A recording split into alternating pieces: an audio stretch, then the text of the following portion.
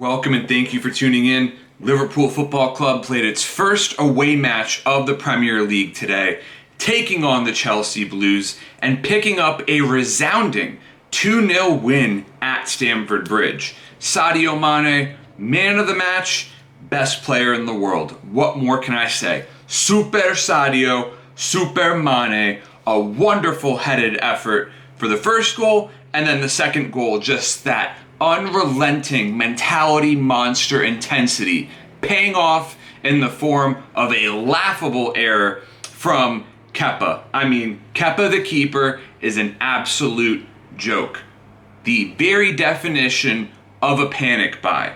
Chelsea panic bought Kepa because of Liverpool's purchase of Alisson Becker, and Becker came up huge today, saving a penalty kick taken in the second half. And it was a classic case, to use an NBA reference, the ball don't lie. It was not a penalty kick, a ridiculous decision.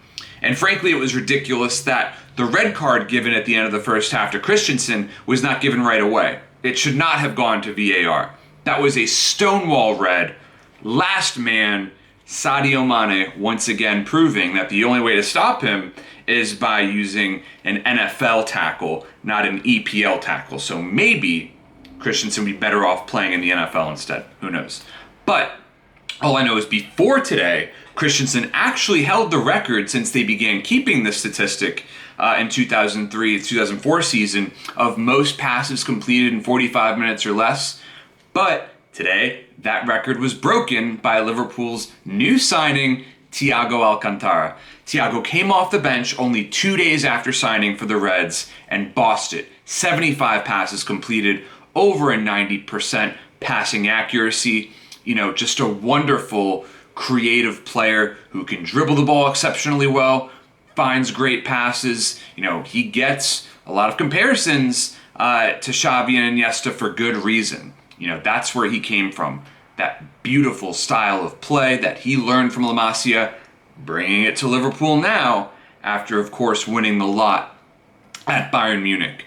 Fabinho, for many people today, was the man of the match. He showed that he can be a terrific ball-playing center back. He completely pocketed Timo Werner, to the point where Werner's most noteworthy contributions outside of that penalty kick, of course, were his dives. He was diving throughout the match. He could not keep up with Liverpool's defense, and Fabinho could maybe even become Virgil van Dijk's preferred center-back partner. However, at the same time, the fact that Joe Gomez and Joel Matip were out with injury today and have long, established injury track records shows that Liverpool still needs to buy a fourth-choice center-back, because as great as Fabinho is as a center-back, he still belongs in midfield. Can you imagine how difficult it will be to play Liverpool once you have Thiago and Fabinho playing in a double pivot? Sweet mercy, is that going to be beautiful.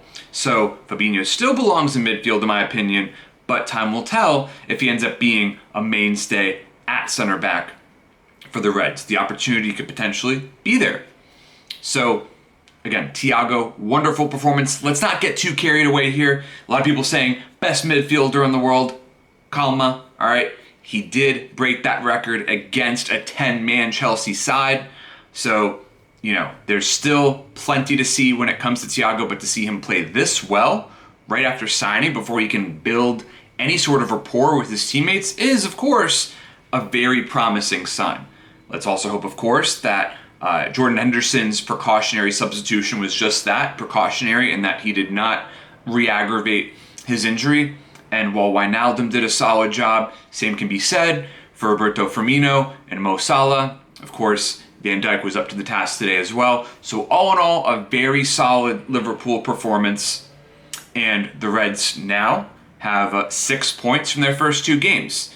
Liverpool's next match will be in the League Cup against Lincoln City before taking on Arsenal in Premier League play on Monday Night Football. Thank you so much for tuning in, and please subscribe to my channel.